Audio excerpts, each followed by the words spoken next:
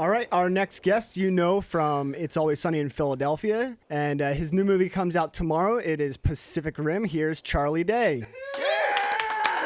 Hey, how you guys doing? Now, I've been told to take it easy on you because you guys are the interns. You're the B team, huh?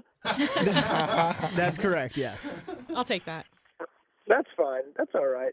So, Charlie, let's just get this kicked off real quick. You know, my first thing here, Pacific Rim, it is your character as a scientist is so much different than the character that you play on Sunny. What was the difference in having to play Charlie on Sunny to having to play, you know, the scientist on Pacific Rim who's supposed to be this really smart individual? Yeah, well, look, first of all, this guy's a little bit more like the guy who writes It's Always Sunny in Philadelphia than the guy who's in it.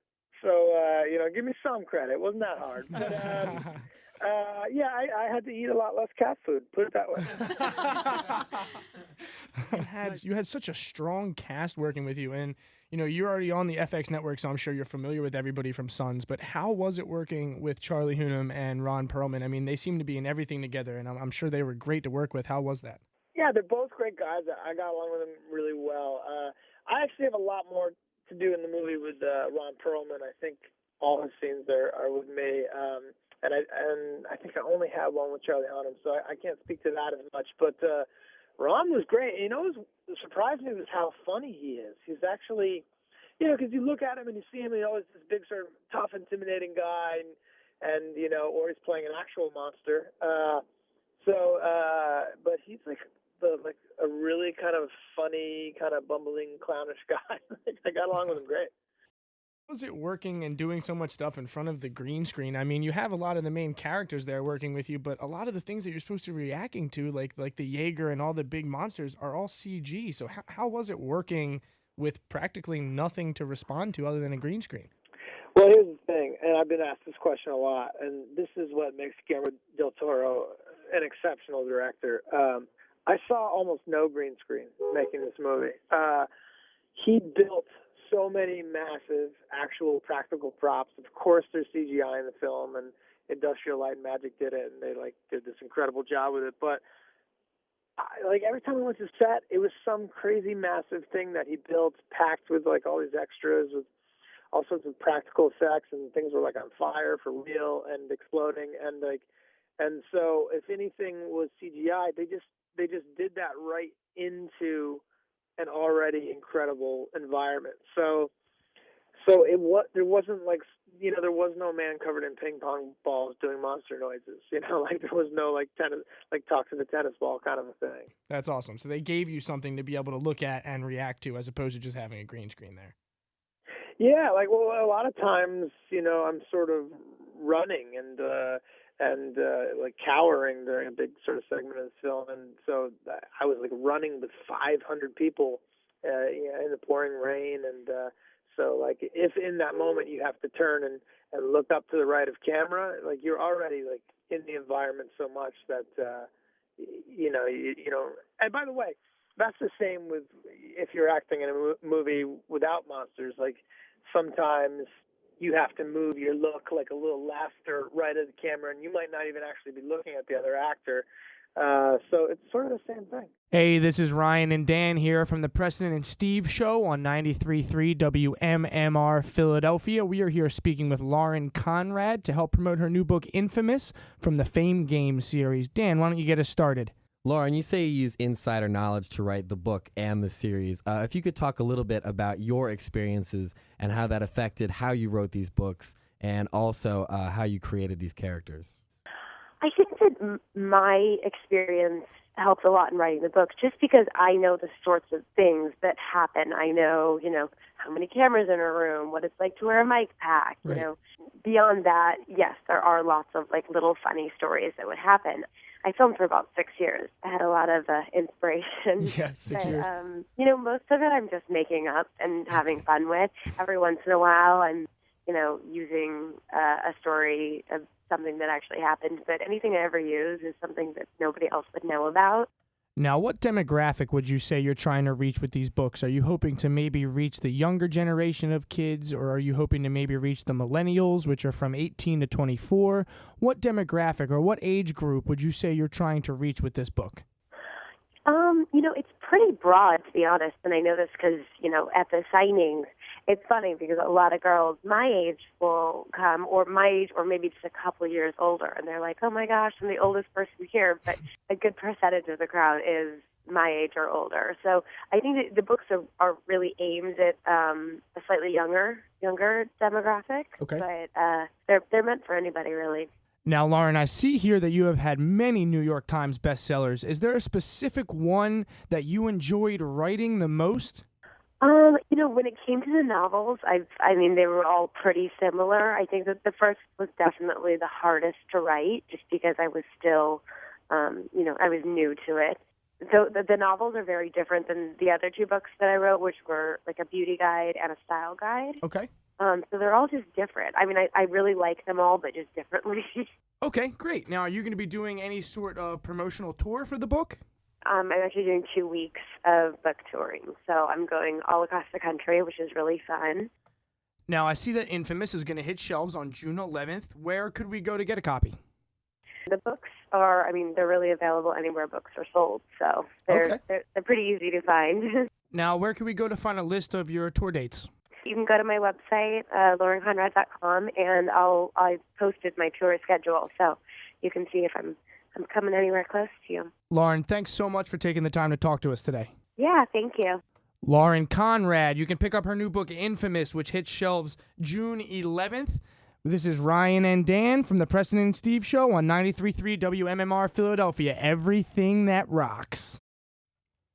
Ryan here from the Preston and Steve Show on 93.3 WMMR Philadelphia with Ricky Schroeder. Ricky, how are you? I'm good, thanks. Good. Now, we are here to promote your new Army-affiliated TV show, Starting Strong. And I must say, when I got the email saying that I'd be interviewing you, I was pretty excited because I have a personal attachment with the Army. So I have to ask you, what made you want to be a part of this project? Oh, goodness.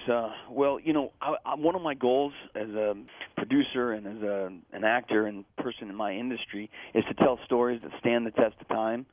And the U.S. Army is one of those stories that has stood the test of time for 238 years. And, the opportunity to go behind the scenes and to really see what Army life and culture is about was just such a great opportunity for me. And I learned so much producing this program with the Army. Now, Ricky, when you were there during the production of the program, were you actually able to spend copious amounts of time with soldiers? Were you able to see how they lived firsthand? I spent many, many weeks embedded with soldiers in Fort Bragg, North Carolina, and Fort Stewart, Georgia, and Fort Sam Houston, Texas, and other places as well, Joint Base Lewis and McChord.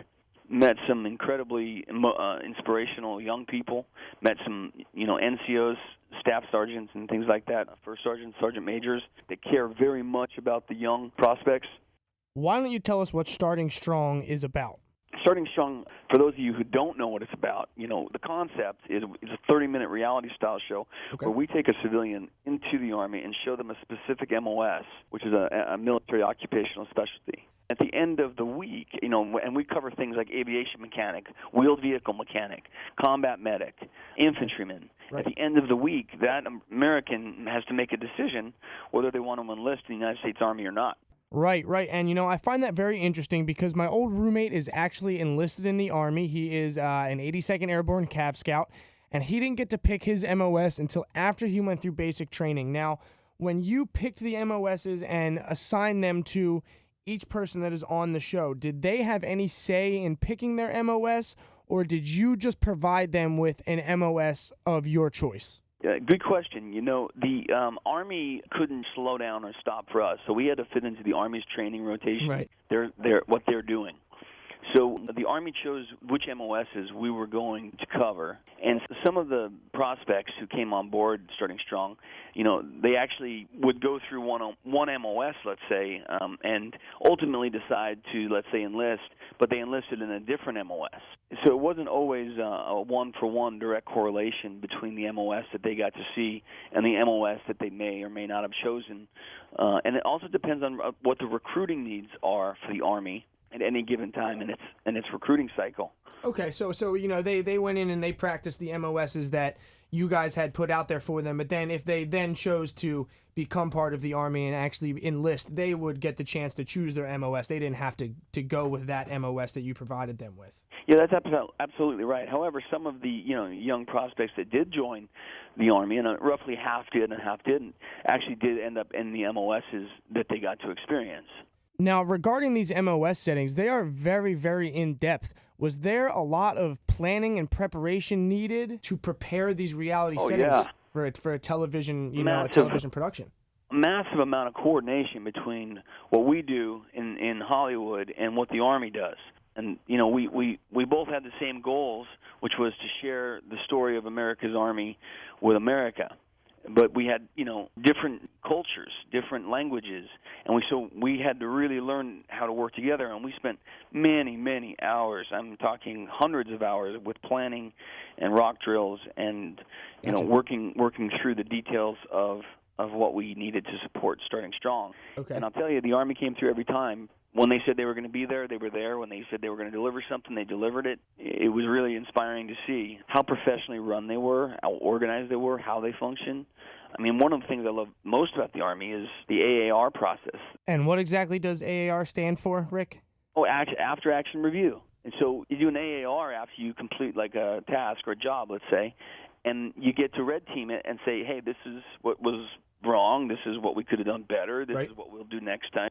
So you're constantly improving as a person and as a company, as an organization, which is what the Army is all about, is constant improvement, And if you want to be a soldier and you want to keep going to school and get educated, they'll take you as far as your potential will take you. Now, that being said, this program is aimed at the millennials, which is the 18 to 24-year-old age group. Now, not being able to put out the ads that you used to be able to put out since people are using DVRs and skipping over the commercials or listening to ad-free radios, what is the message you want to convey with Starting Strong? Well, we're hoping to just give them an honest and fair, behind-the-scenes look at what it would be like to be in the Army and do a job. As you said, the TV commercials, they're not watching anymore. Right. And so this is a way to communicate and begin a dialogue and a relationship. Somebody once said, you don't marry the first girl on the first date. Right. You kind of get to know them, and you get to know their family, and that's how it is when you join the Army. You sort of get to know them, and you explore whether it's a good fit for you or not, and it's not for everybody, and the Army certainly doesn't want everybody. They want motivated people that want to be there. So that's what this program gives them, is a behind-the-scenes look at what it's like. And when does Starting Strong premiere? It premieres this Sunday, June 2nd, on Fox there in Philadelphia. Ricky, thank you so much. You can also find webisodes of Starting Strong on YouTube or on goarmy.com/startingstrong. Again, this is Ryan from the Preston and Steve Show on 93.3 WMMR Philadelphia. Everything that rocks.